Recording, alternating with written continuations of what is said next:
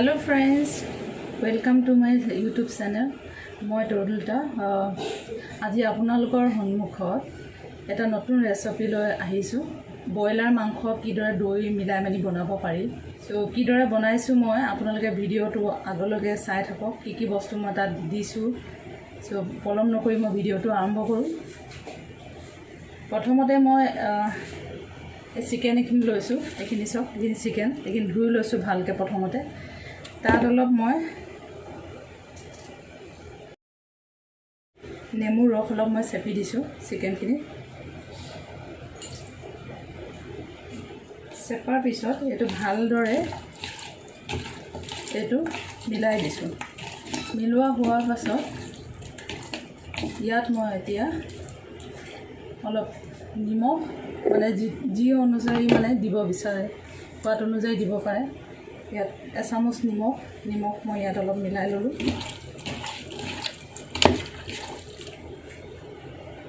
হালধি অলপ লৈছো। হালধি অলপ ইয়াত মিলালো।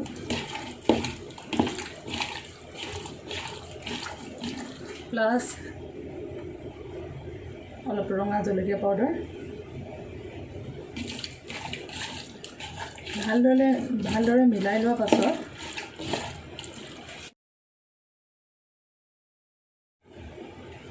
ইয়াত মিঠাতেল অলপ দি ভালদৰে বস্তুখিনি হেনাই ল'ব।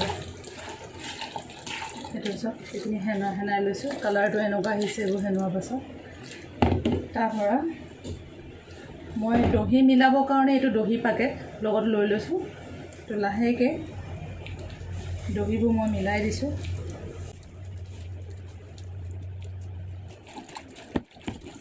এইটো ভালদৰে মিক্স কৰিব। এইটো দৈ চিকেনৰ ভালদৰে মানে এইটো মিলাই দিব। এয়া চব মিলোৱাৰ পাছত বস্তুটো এনেকুৱা দেখা গৈছে। ইয়াত অলপ চিকেন পাউডাৰ অলপ মিক্স কৰি দিব। এচামুচ মই ব্যৱহাৰ কৰিছোঁ। ব্যৱহাৰ কৰাৰ পাছত 5 মিনিটৰ কাৰণে এইটো সাইডত থৈ দিব। ভালদৰে হেনাই মেলি তেতিয়ালৈকে মই বাকি বস্তুখিনি কাটি লওঁ। ইয়াৰ বাবে মই পিঁয়াজ 4টা পিঁয়াজ 4টা এফাল পিঁয়াজ মই ব্যৱহাৰ কৰিছোঁ। প্লাস টমেটো 3টা টমেটো।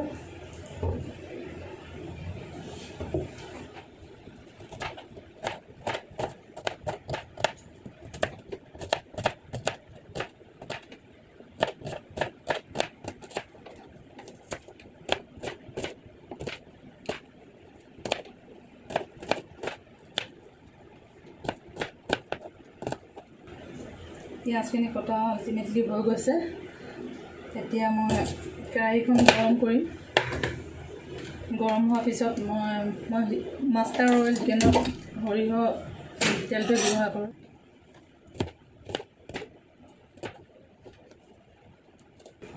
জলকীয়াও মই 3টা তেনেকৈ সৰহকৈ কাটি লৈছোঁ। যদি অলপ বেছি তীখা খাব বিচাৰিছে তেতিয়াহ'লে বা জ্বলা খাব বিচাৰিছে জলকীয়াটো অলপ বেছিও দিব পাৰে।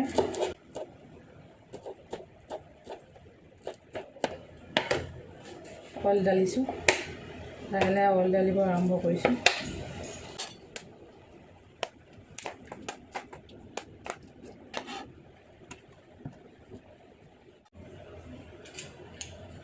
মই ইয়াত গাৰ্লিকৰ পেষ্টটো ব্যৱহাৰ কৰিছোঁ। এইটো ঘৰতে মই নিজে পিচি লৈছোঁ।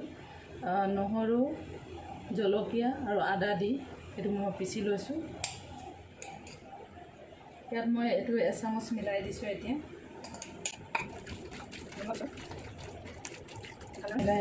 থৈ দিওঁ তেনেকৈ। এইখিনি গৰম হৈছে নাই মই অলপ চেক কৰি চাওঁ। এতিয়া হয়, অইলখিনি নিশ্চয় দেখিছে গৰম হ'বলৈ আৰম্ভ হৈ গ'ল। তো মই গেছটো অলপ কম কৰি দিছোঁ। এতিয়া যিখিনি পিঁয়াজ মই কাটি লৈছিলোঁ সেই পিঁয়াজখিনি মই লাহেকৈ কেৰাহীটোত দি দিছোঁ।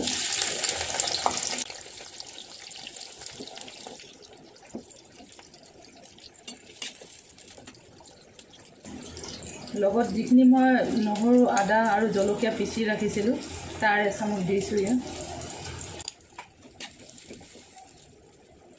পিঁয়াজখিনি সিজালৈকে মই বিলাহীকেইটা কাটি লওঁ।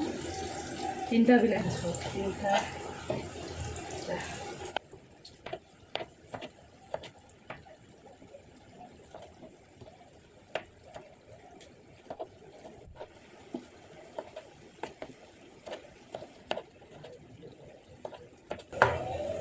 বিলাহীটো কটা হৈ গৈছে। দেখি থাকোঁতে মই ইয়াত মানে সোৱাদৰ অনুযায়ী এচামুচ নিমখ ঢালিছোঁ,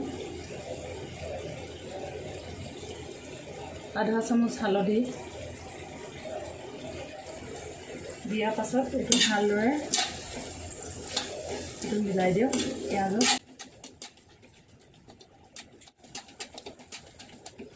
ইয়াত মই চিকেন মছলা আধা চামুচ দি দিছোঁ।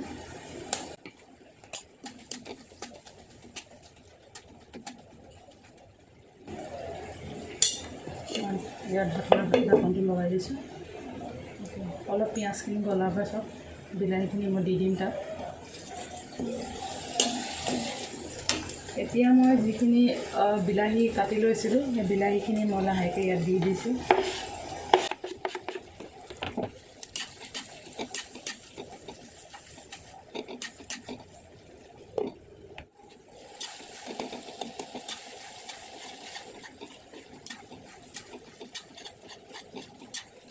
বিলাহী আৰু পিঁয়াজটো লাহে গলিবলৈ আৰম্ভ হৈছে। ইয়াত চিকেনখিনি যিখিনি মই দৈ দি অলৰেডি ছাইডত কৰি দিছিলোঁ সেইখিনি মই এতিয়া ইয়াত দি দিম কেৰাহীত।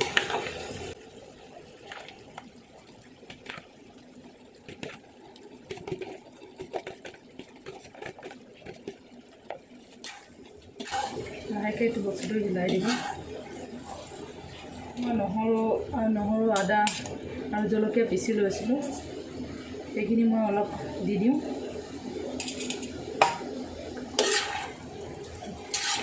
দিয়াৰ পাছত কেৰাহীখনত ভালকৈ এইটো মিলাই দিব।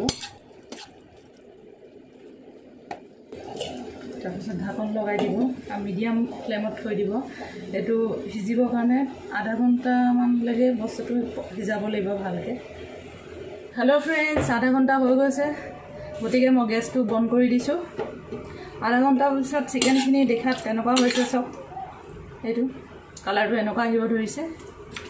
মই আপোনালোকক বাতি এটাত উলিয়াই দেখাই দিছোঁ।